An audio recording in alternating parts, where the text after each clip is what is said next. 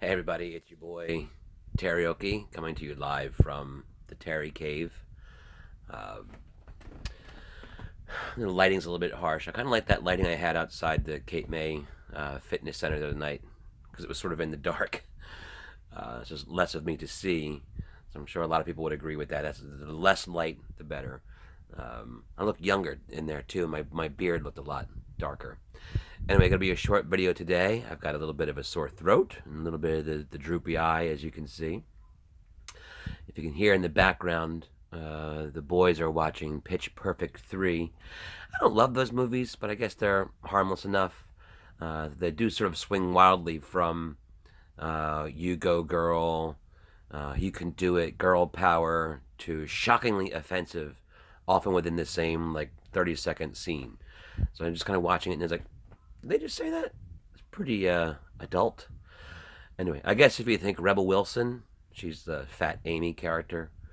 I guess if you think she's funny, you think those movies are funny, and I happen to not find her very funny. So that's where I am, stick in the mud old white guy. Doesn't like that humor. Anyway, my throat is sore because last night was, say it with me, the 6th annual Beatles Night Cape May Part 2.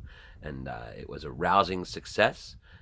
As you can tell by the low timbre of my voice today, I think I sing about 50 songs during those shows. And during those shows, Sue sings one or two, Rachel takes lead on one or two, but we do 4 sets of about 15 songs each. See, I probably sing about 50 songs on those nights. Hey, I love every second of it. Um, uh, the Beatles T-shirts were a bit of a disaster. I over ordered and undersold. Um, if you'd like one, I have a bunch left. They're $20, but if you got 15, I'll take 15. If you got 10, I'll take 10. I just need to sell enough to sort of cover what the order cost. So leave me a comment here or on the Facebook, and we can figure out how to get you a Beatles T-shirt for your $10 to $20 donation, whatever you have in your pocket at that time. Lots of great videos shared throughout the social medias last night from the show. I appreciate that.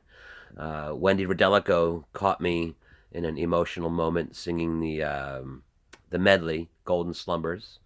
I got a little bit verklempt. It's always emotional nights, and it's our last Beatles show for this kind of a crowd for a while. So it's a 11-month build up, then you bang out both shows in less than a month, and it's kind of over. So I got a little overwhelmed, and that's all. I'm Irish, Italian, and I'd had a couple of beers, so these things happen. And I sounded pretty good. It sounded better than I thought I was going to sound on that. So thank you, Wendy. That's making the rounds on the Facebook now. If you want to give it a listen, or don't. Yeah. The Cabanas manager, a man named Peyton Bowman, very nice man. I met with him today to pick up the band's paycheck. Cha-ching! I can finally retire. He was telling me there's just been a great buzz around town about the shows in general and about Cabanas. And he was like, hey, can we do something else in like 2 more weeks? So I'm going to try to throw something together for Cabanas in a couple weeks to maybe do some other kind of show down there. Probably not Beatles, but maybe we can have a Billy Joel rehearsal in there. We'll see. Peyton's a great guy. He and I have been acquaintances for, gosh, a long time. Early 2000s, right when I first started doing karaoke, that was one of my first jobs, was at Cabanas, and my first kids show was down there. I think Peyton was the originator of the Kiddy-oki family kids karaoke shows we did down there. He was the first one I did, and I don't know if we came up with that together, or if he came to me with the idea, and I said, wow, that's great. But I've done a million kids shows over the years, and they all do very well. And Peyton's always looking forward, which I appreciate about those guys down there. They also have the Iron Pier upstairs, which is beautiful. Took a walk through there last night. They were open and doing a brisk bit of business. That's nice. So once again, just thank you to everyone for sharing those videos and talking about these shows on social media and whatnot. Sorry, I'm not beer hungover. I'm Beatles hungover. It's a big emotional investment to get through these shows, and always takes me a day or two to recover. Um, but yeah, the buzz was great. I saw the numbers, and I know Cabanas had a very good night, which means that the band had a very good night. But most importantly, our fans had a very good night, which is why we do it. It's always great to look out on that sea of people, we probably get close to 150, 200 people in there, and looking at that sea of people and seeing all the familiar faces, and also just about as many new faces. And I'm getting reactions on Facebook from people I don't really know, and a couple of really nice Twitter reviews of the show came out last night that I wasn't expecting, just from people I didn't know who tagged me in their little write-ups. Of course, on Twitter, you only get 280 characters.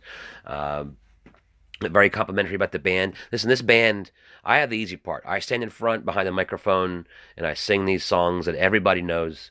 Beatles is like the universal language. They wrote 200 songs. Most of them were 2 minutes long. They were almost all about love. So it's hard not to come out of a show like that, at least as a singer, without having a good feeling in your heart when it's done. And hopefully that comes through to the audience. But listen, I've got Herb Moore on guitar, Terry Doherty on bass, and Rachel Husta on vocals. They are the Herb Moore Jazz Trio, and they're the sort of core of the band, along with myself, and Al Olivero on drums and Sue Pulser on keys and vocals. It's the 6th year as a band. Me, Al, and Terry are the surviving founding members, but it's the 3rd year with this particular lineup. So we've all played these songs together 8, 10, 12 times now. So it's really a lot of muscle memory and less worrying about, oh my gosh, where does it go from here? What's the lyric? Is it a verse or a chorus? You just sort of get those all worked out, and you just get a great band chemistry. And it's a really, really good band, and I'm very, very pleased to be able to stand in front of them and sort of ride the crest of that musical wave as they carry me through the night. If you can't tell, I like this band. This week in Terry's Beatle history, I'll be preparing for the 10th annual Beatles open mic in Northampton, Virginia. I'll be singing with the house band the song Magical Mystery Tour to open the night. Then I'll be singing 2 of my own songs, Helter Skelter and Jet, I believe. And I've sort of been recruited into the house band to help with a myriad of backing vocals.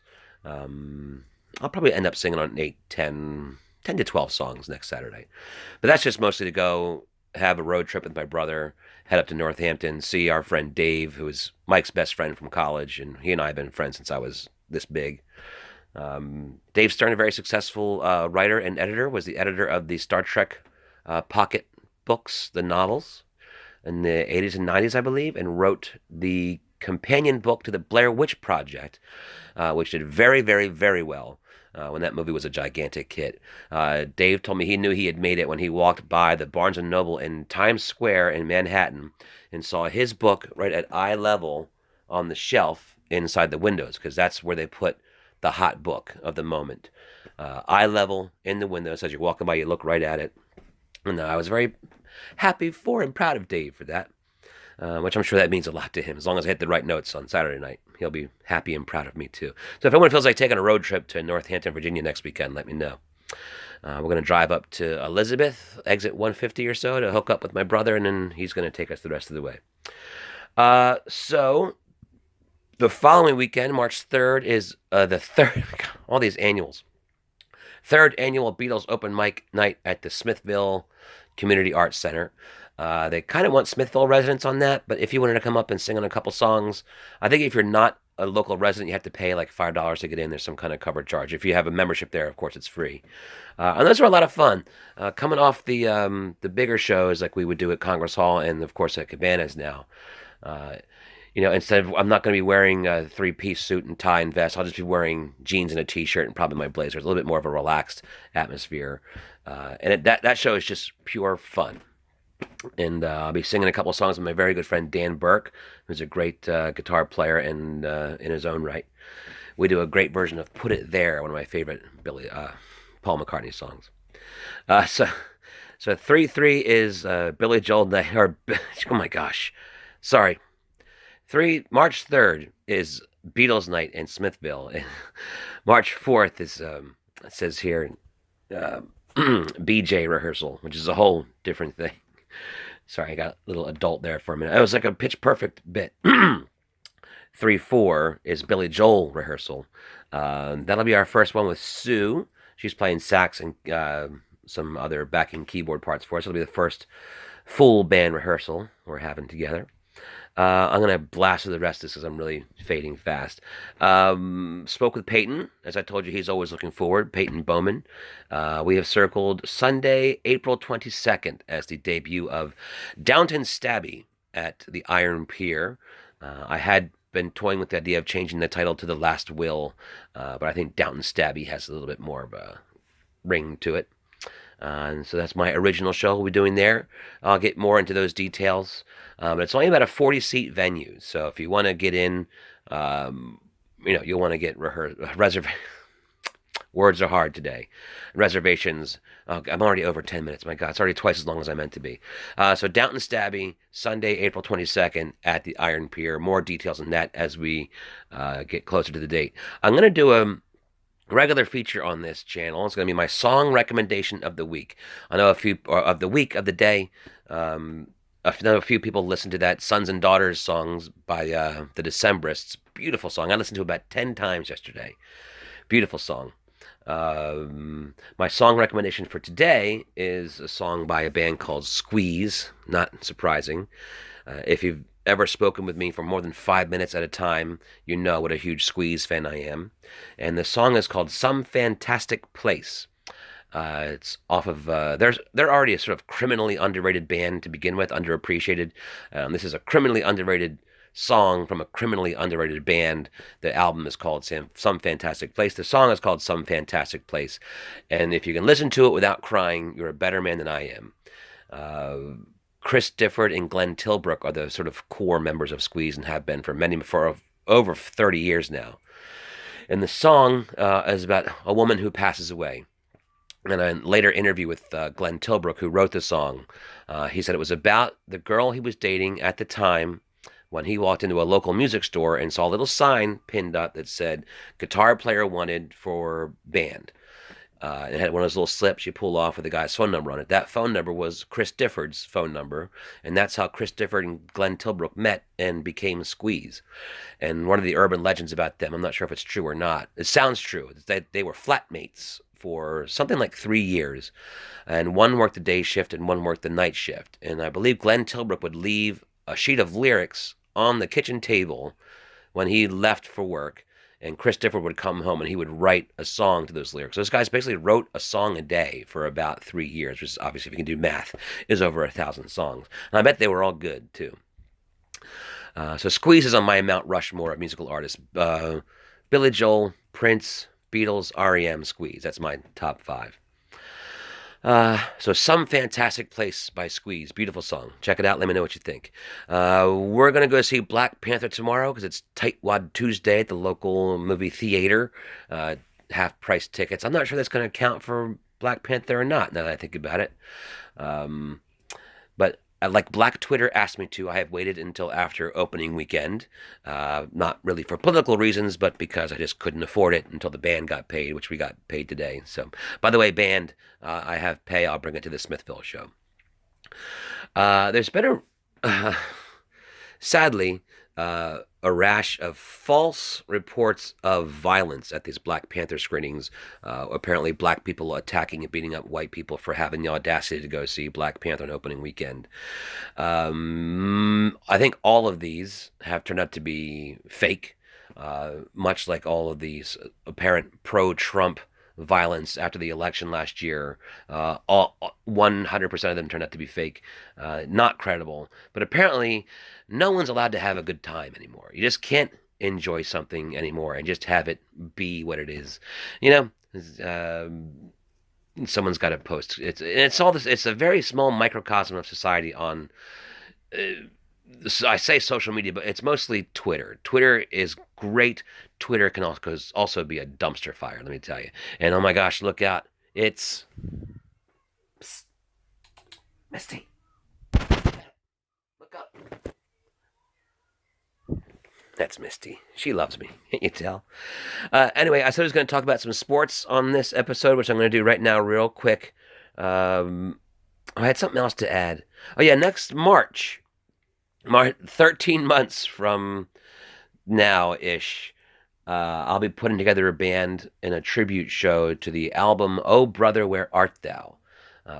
That's way, way off in the distance. That's something else I have to mark your calendars for. But again, We have 13 months to talk about that. At least I'll have something to talk about every day for the next 13 months. My quick sports takes for the day as we push 15 minutes here. Um, there's a lot of chatter about LeBron James coming to Philadelphia to play for the 76ers next year. So we're one of the very few teams that can afford him and have an attractive situation with our young stars Ben Simmons and Joel Embiid, and hopefully Markelle Fultz remembers how to basketball. And apparently he would want to bring Paul George with him. So you're talking 2 of the top 10, maybe 2 of the top 5, but definitely 2 of the top 10 players in the league, both coming to Philly. I, for one, would adore that. I would love that. Other people are saying no, it would sort of cheapen winning that title, sort of like buying a championship, which, I mean, I can see that argument, but I'll take my championships however I can get them. If that means bringing LeBron James and Paul George in for 3 or 4 years while Embiid and Simmons grow into their own, I'm perfectly fine with that. I'll take 5 or 6 championships. Won't bother me one bit. I am, of course, super proud of my Philadelphia Eagles. After many, many torturous years, I'm sure you were all, most of you there with me through the Buddy Ryan years. That team should have won 2 or 3. God, I mean, how great was Randall Cunningham and how great was that defense? Might never see another athlete like Randall at quarterback. Immensely, immensely proud of them. I might just do a whole video tomorrow on the Eagles. I think the Phillies can be surprise contenders this year. I think they need to sign or trade for another veteran number 1 or number 2 starter. And they can be right there because I think the offense is going to be pretty good. And the Major League Baseball, it's all about pitching. That's why those great Phillies teams of the middle of last decade were so great. Pitching, pitching, pitching. And the Flyers, I couldn't name 5 Flyers right now. I know they're playing pretty well and they're in playoff contention, but I couldn't tell you 5 guys on the team. If I sat here and thought about it, I probably could, but off the top of my head, Voracek and Giroux. Is Voracek even on the team anymore? Anyway, it's a shame because I used to just love the NHL. Just kind of got away from me over the years, Things happen. And on a personal note, Catherine's kind of mad at me for showing off our blanket drapes. I, for one, love them because I only interact with people when I'm being paid to interact with people at karaoke or at Beatles shows. So if I'm not out being paid to interact with people, I'm usually in here. And when I'm in here, I like my cave dark. And these achieve that, which makes me very happy. So that's it. Short video. He says, ironically, at pushing 20 minutes. The magic numbers are, of course, 1,000 subscribers and 4,000 hours of consumed content. And right now we are at, drumroll please, 28 subscribers and 22 hours of consumed content, which I'm pretty happy with.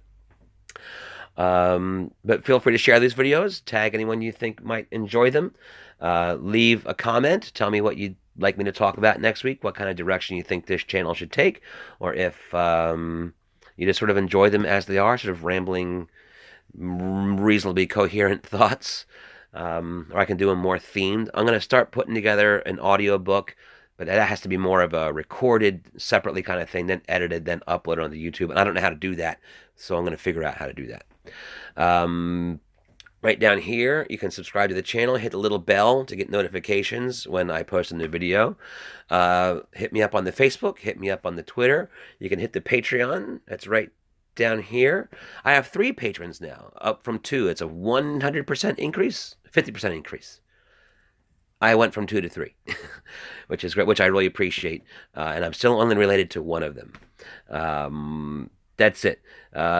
Hit the Patreon, $1 a month if you got it. I'll take it. It's all going towards TKO Productions. I hope you all enjoyed meeting Kevin last night. He's a handsome young fella, talented guy, and he's going to keep me from getting too lazy on these things, which is great. So that's it. To support the creative arts in the Cape May area, support the Patreon, support the YouTube, share the videos, tell your friends, subscribe, hit the bell, and until next time, be good.